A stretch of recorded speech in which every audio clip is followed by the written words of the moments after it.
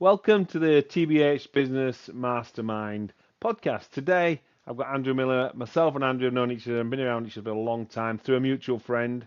Andrew's a published author. Andrew, introduce yourself to the audience, please. Yeah, as you say, Andrew Miller. So I'm founder of the company called Business Enjoyment. I work in sort of the coaching space, if you want to put it into a badge, but do a bit more than that. But essentially, the concept is if you're running your own business, you should enjoy what you do, and that's always not as obvious as you might think. And fundamentally beneath it, the issue beneath it all is the fact that society and what we've been taught is that our focus should be purely about money. And I appreciate that money is important, but when we just focus on that, then we can lose sight of all the other things. And very often it's that single search for cash sort of thing that creates a lot of the problems that people get in creating stress and things. And I first came across when you wrote your book. Hope Doesn't Pay the Wages, was it? Hope Won't Pay the Wages. That was the first book. I've written a few more since.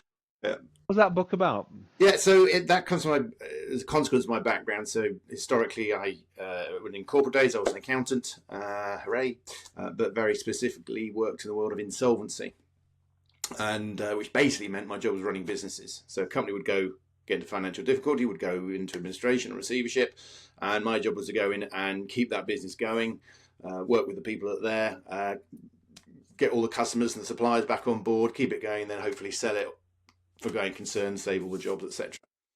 So wide experience of running different types of businesses, lots of different industries, but working alongside the people who owned that business, watching them see everything that they built and created collapse in front of their eyes made me realize there's that emotional connection between people and their businesses, and going through an insolvency is effectively like dealing with a death, dealing with the grief sort of thing, and there's a massive social impact on it as well, how people perceive them, the confidence that goes with it. So the Hope Won't Pay the Wages book was interviews with people who'd been through an insolvency, littered through my own experience. So it's essentially a self-help book for business owners going through financial. You'd written some other books. Tell us about those, please. Well, I just saw someone. I read that one in terms of what to do if the company goes bust. And someone says, "Well, why didn't you want to stop people going bust?" And that ended up being actually, let's get successful startups sorted out. So it's like get it right from the beginning. And then I collaborated with our mutual colleague Phil Grundle on a book called what was that? Multiply Your Success. That's right. Loads of different tips and business tips of various sorts of different sections. I've done the Successful Business Owner's Guide to Reducing Stress. So key pitfalls that many people fall into. I've written a book for network marketers, MLM Revisited, How to Fall Back in Love with Your Network Marketing Business. Lose track, what else have we done? And then there's also, arguably the most recent one, more the standard one, is the one that actually sets out the ethos of business enjoyment, which is called More Than Just Money. Sets out the business enjoyment model that I use as well. A lot along the way. You've interviewed a lot of people. If you could condense it into two or three things, what do you see as the successful people doing? What do you see the business failures doing? Yeah, well, I think the key thing is understanding what success is, and it's going to be different for each person. And I'm going to get quite esoteric to a certain extent, but it's about actually finding out about yourself and understanding what makes you comfortable, what makes you happy. Most things are set around about achieving external things and using external stuff to make us happy. But in truth, it always stays within. So if we can get to a position where we're happy with where we are, we're happy with how we feel, our natural sense of confidence, and we can go forward knowing that we can pretty much deal with whatever comes our way because we are not attached to the external in that way, then we've got a good grounding, a good base to actually take things forward. And it's business switches from being this thing which is the roller coaster that people talk about, the be all and end all, to something which becomes more of a game and something you can actually play with and enjoy, and you're not destroyed by the failures, and but you also at the same time you do get elated with the wins as well. So it's about sort of just getting that separation between you and the actual business side of things. Right, people forget to celebrate the wins. They're almost entrepreneurs. They're on the way out the door before, oh, it just happened, Well, everyone's always looking for the next thing, or they do something and think, oh, it wasn't quite where I wanted it to be. So those perfection issues crop in, and all these little bits where it's a case of actually, why don't we applaud who we are and what we're achieving, and get comfortable with that? Sure. So, as you know, I run the TBH Mastermind, and the one of the actual benefits people talk about is they can actually talk about their successes in that environment without people thinking they're showboating, and we're all pleased for them. Yeah. Even if it could be as simple as a family holiday, a camper van, taking on 5 new employees. They're often frightened to celebrate success. Is it Britishness? Because in America, you'd be getting a big pat on the back, wouldn't you? Yeah, it's definitely a cultural thing to a certain extent, and I think there are other cultures as well. But yeah, for sure, the you don't want to get above your station too much, or get too be too egotistical. So definitely a British element in that, but it's also context driven as well. So I think there are some times where it's actually not that appropriate to be shouting too much about what you've done. It could have a negative impact if you're out there on LinkedIn or literally shouting from the roof saying how amazing you are. It was like, come on, careful. But in the right spaces and the right things, like in your mastermind group where everyone's there supporting each other, then it's absolutely right that those wins are acknowledged by everybody and accepted and appreciated. And as you say, we forget about that shift in context. As long as we're exercising the muscles of that gratitude and appreciation, we can do it. It's when we completely shut it off that we're in trouble. I wondered why people celebrate the success publicly, or that they don't do it enough. Why don't other businesses want to deal with a successful business? I think that this business are doing well. They're shouting about it. They've got wins, and quite our culture go, oh, they're getting way too big for his boots now. Yeah, and again, there's different ways of doing it, isn't it? I mean, some of the better ways of celebrating. It depends what you do for sure. But if you can celebrate the wins of your customers, for example, certainly in terms of what you do and what I do, kind of thing, that our customers' wins are our wins as well. So that's one step removed, where it looks like you're not sort of doing the big I am quite so much, but it is actually reflecting you. But yeah, I think ultimately at the end of the day, it's post-imperial guilt. It's all that sort of stuff, isn't it? That's what it comes down to on the British front. We used to be top of the world, and now we're embarrassed about being top of the world. So now we don't sort of plus all the class and all that malarkey, but we won't go down that route. Journey for many years. Along your journey, share with some of the people, books that have inspired you, events that have inspired you, please, Andrew. Oof, well, Well, one of the books that always stands out for me is not a business book. It's much more deeper than that, but it's Viktor Frankl's Man's Search for Meaning, which, for those that aren't familiar with it, it's quite a well-known book, but he was a psychoanalyst that lived during the Second World War and was Jewish, put into the concentration camps.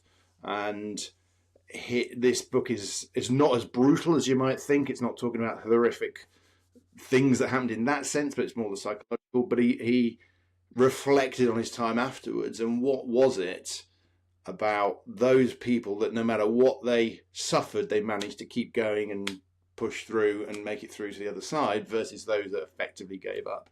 And it's that digging deep into what really makes us, what really drives us, what really pushes us forward.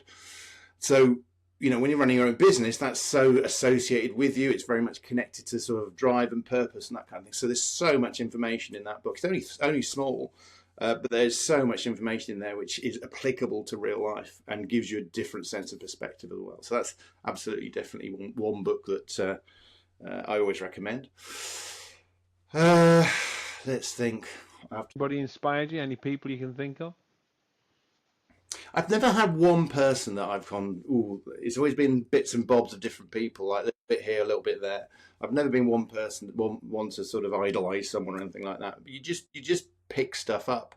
I've working with Phil, working with you, just sort of like these things are all bits. There's always something that crops up that you just think, I'll take that, and you'll know someone that will keep persevering in one aspect, or someone that will take a bigger viewpoint and look at things from a different perspective. Every time you interact with someone, there's a potential for learning something new, or just seeing. Absolutely right. So I think the way me and you got into, I read your book, the Hope book, and I wanted to use a part of it. So I emailed you and said, "Can I get it off?" So we're going to steal it from you or plagiarize it. So I emailed you, and that's how and that's how our relationship began. And you said, "Yeah, no problem at all. Give me the context," and you were really generous, letting me use that sort of an example out of your book. So yeah, you're right. That's little bits from everybody, isn't it? Yeah. And I always think that life is well, curiosity is the key phrase. I think that's what, if you can find that passionate curiosity in life and keep looking and exploring, then you're always finding new things, always looking for different ways of seeing things. I think a lot of our journey through business is a journey through self, and is very often unpicking all the stuff we learned in the first 20 odd years. Learning life as to how to do it properly, and some of us get there quicker than others, and some of us never get there. It's longer. So, what do you see as we talk about AI quite a bit on the show at the moment? Do you see AI I'm talking in business terms rather than just the general, AI itself. Obviously, Elon's going to do really well out of it. But I just wondered, do you see AI as a threat or a support in business? What's your view on it? I'm fair. I see the risks that people talk about and everything, and on the bigger picture, I think there's as a I know as a starting point, there's a natural limitation with AI. In that it takes up so much energy and power and water and all the rest of it, until they actually solve the power issue of high volume clean energy, they're not going to get past a certain level with AI. So it's going to hit a ceiling until it solves. And they've been talking about using AI to solve the energy thing. So if you can get, cold fusion, test tube fusion, or whatever the thing is, or whatever it might be, to get almost unlimited energy, or tapping into the things that have the potential, yes, that will allow AI to go to another level. But what's that going to do for society? And we're into the realms of speculation. We don't really know. I'm always of a believer with any of these sort of things that they find a level. We go through periods of change, major change at various stages through history. And at the time it looks, oh my God, it's going to change things, transform things completely. And they do, but we find a way of working with it. Even just the concept of the motor car, for example, people don't understand how much everybody was invested in horses and the horse industry that was around, because everybody transported. Cars wrote them off and got rid of that in about a 10-year period. And completely transformed. And so beforehand, everyone's going, "Oh my God, the invention of the car is going to destroy all this. We're never going to survive, and all the rest of it." But we do. We get through it, and we find ways of doing it. So I don't know what the future's going to look like, but part of that kind of, in a sense of, we'll deal with what comes up, is I know we will cope with what's coming up. We'll find a way through it. There'll be some casualties, depending on what you mean by a casualty. There'll be some dead ends, there will be some things that go wrong, but something will come out of it which will be new and exciting and next level on. So it's being with the now. You want to keep an eye on things, but and definitely don't get out of touch with it, but also at the same time, let's go with the flow and run with it and just be there for the change when it happens. You're right. I mean, what I see in AI is that if let's just say we were 20, 30 years younger, it's a real opportunity. You could have so much more time back for yourself. What you do with it is something else. I imagine it will, this generation, they could be time millionaires really, because it does things so much quicker. And this is how it's so many different routes you can go down. That's the thing. You can go down your Terminated catastrophic route, which plenty of people do videos on that. You can go down the utopian Star Trek route, where no one needs to work ever again, and they have different ways of measuring. It's going to be somewhere in the middle, let's face it. But I think, I had an idea there. What was it? Yeah. Sorry. No, it's good. I'll remember now.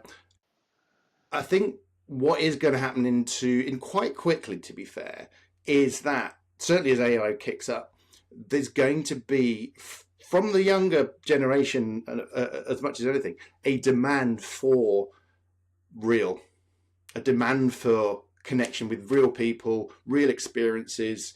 I was talking the other day with someone about music and obviously what that AI can do in music and replicate things, all that kind of stuff. There's going to be a point where somebody watching somebody that can actually pick up a guitar and play it is going to have a huge amount more value than just listening to the music. And again, whether that's networking events or whatever it might be, but that real experience, I think, is going to have become a currency of the future over and above. Because if the danger is you just get automatic slop, you'll end up at the point where you're on LinkedIn and your bot speaking to somebody else's bot and no human ever interacts. And if that business can work, then fine, money ends up in your bank account, whatever it is. But there'll be desire for connection because ultimately there always is. I'm going to give you a little break from all the questions now, so just a few bit more human questions. So, tea or coffee? It's 2 coffees in the morning and a tea at lunch, and that's it. Drink alcohol? I do. Red wine or beer? White wine or beer? Yep. All 3. Not in the same glass. Real ale, not lager. But yeah, mainly wine at home and beer in a pub, but known to vary that as well. Love both, but I own cats. Cats, yeah. So we're having a Chinese takeaway, an Indian takeaway? What are we having? Chinese takeaway. I don't know why. We've never got. Indian is always go to the restaurant. I've never been a fan of Indian takeaways for some reason. But Chinese takeaway, given that choice, yeah. Love both foods. Summer sun or winter sports? Which would you choose? I don't do sports anymore. Knackered knees. So summer sun or winter sport? Winter sun. So you're off to Tenerife. Yeah, February. We got married in February, so we always go away somewhere like Tenerife or Spain, or we've got Portugal next year. So yeah. Really difficult. I'm just flagging this one up. So, pineapple on your pizza or not? I'm a member of Toastmasters, just for the record, and 3 weeks ago I did a speech on that very subject. On, I can give you a whole reason as to why it's valid, but show you the speech. How is Toastmasters? That's always an interesting world to live in. Yeah, good. I've been a member for 13 years, something like that, and I for me, having been there so long, a lot of it's about working with the new people coming through and adding giving back in that way. But every now and again, I do roll out a speech like the pineapple on pizza one, or one that goes into contest level. So I've done a few that's managed to get up to through the 4th round, which is sort of national level on various things. So it's a good experience to practice stuff, build up the confidence, and get a chance to speak in front of some quite big audiences if you can get through those levels. So yeah, we both speak a lot in public. So what would you someone who's starting out in speaking, what would you have a hint of a tip for them? Control your nerves. Find a way to do that, whatever that might be. Practice is a big way of doing that, but whatever you need to do, stay calm. And there's lots of techniques you can do that beforehand. But ultimately, it's realise it doesn't matter. That's the key thing. There's never a speech where it's life and death. If you and I think you mentioned it on this.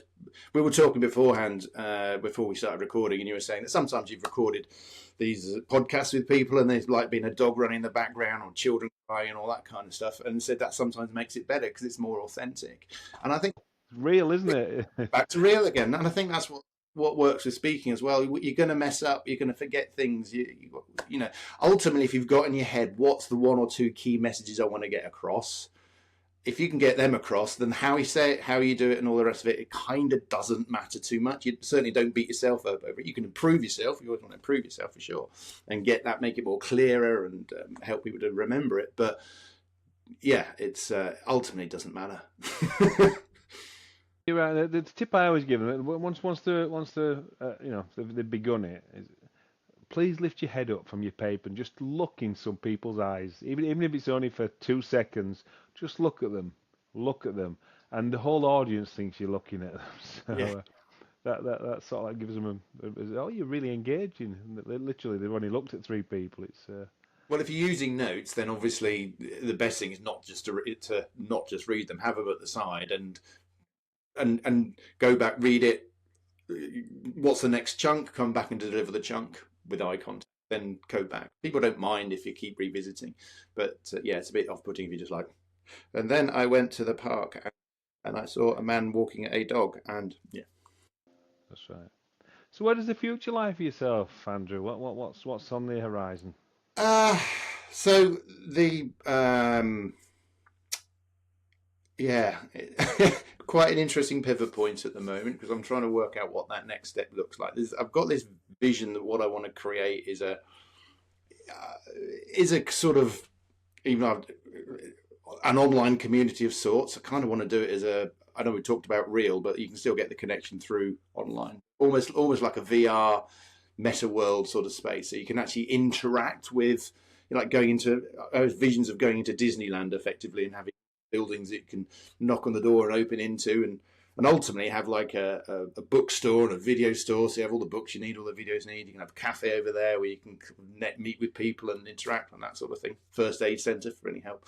But ultimately create this community of like-minded business owners that are helping each other. But through that, start looking at different ways that we can track what success means for people, and that isn't just around money. So can we create a new measure of success? So money is going to be part of it for sure, but what about all the other things? So at the moment, I've got it down to 4 things, which is quantity, quality, trust, and good. So quantity is like, how much money, how much you got in the bank, how many employees you've got, how many what the normal stuff. Quality is much more about not just the quality of the product, but the quality of the systems behind and the setup and that kind of thing in terms of, and so the quality of the service. Trust is what trust you have between inside the business, outside the business, all those sort of things. And good is what you're doing, having a positive contribution to the planet all the way through the supply line, or are there some negative bits as well? So that's the starting point at the moment. But it's about creating technically not artificial, but a space where we can generate those numbers to be able to actually test it out and find a new way of looking at things. That is exciting. Just so we come to the end, as a nod to our good friend and our good friend Phil Grundell, I want to talk about him because one, he'd love us to talk about him for a little bit, wouldn't he? Yeah. Myself and Andrew worked closely with Phil for many years, and sadly, he passed a couple of years back. And I just wanted to share with you how I met Phil, and what I learned from him in later years. So he was a customer of mine. Phil would walk through I had a showroom back in the day, and the staff would duck behind the desk or go make a coffee when Phil was walking up the drive because they were terrified of him.